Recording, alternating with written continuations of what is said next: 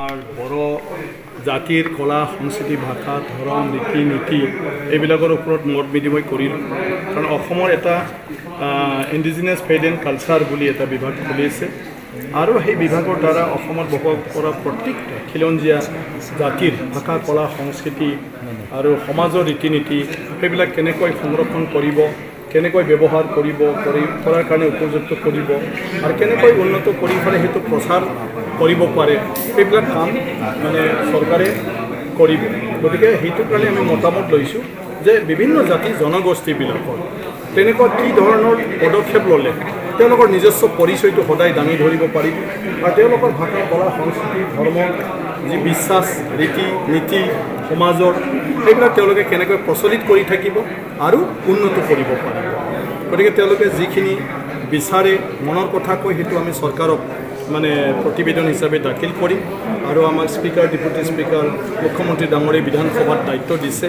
যে অসমৰ প্ৰত্যেকটা জাতি জনগোষ্ঠীৰ লগত মত বিনিময় কৰি পেলাই জনজাতিবিলাকৰ বা জনগোষ্ঠীবিলাকৰ তেওঁলোকৰ যিটো মনৰ কথা তেওঁলোকৰ জাতিটোৰ কাৰণে যিটো চৰকাৰৰ পৰা বিচাৰে কিবা এটা তেওঁলোকৰ কাৰণে কৰি দিয়াটো তো এই বিষয়বিলাক আমি এই প্ৰতিবেদনত দাখিল কৰিম আৰু সেইমতে চৰকাৰে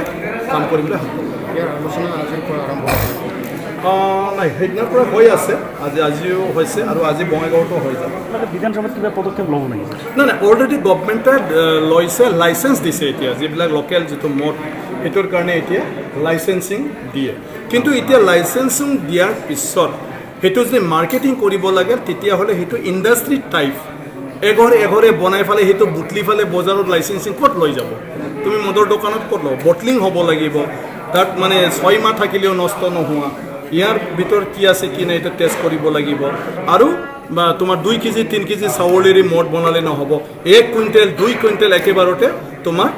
এটা সময়ত মদটো বনাব পাৰিব লাগিব তেতিয়াহে সেইটো কমাৰ্চিয়েল লাইনটোত যাব আৰু কমাৰ্চিয়েল লাইন গ'লেহে অৰ্থনৈতিকভাৱে সেইটো আমাৰ মানুহবিলাকে লাভান্বিত হ'ব কিন্তু যিবিলাক ঘৰুৱাভাৱে বনাই আছে তাৰ ওপৰত আৰক্ষী যে অত্যাচাৰ চলে তাৰ এই ক্ষেত্ৰত আপুনি কি কৰিব নাই এইটো ক'ৰবাত বুজাত বন্ধ হ'ল গতিকে সেইটো আপোনালোকে আৰক্ষীক সুধিলে ভাল হ'ব ক'ত কি হৈছে সেইটো আমি নাজানো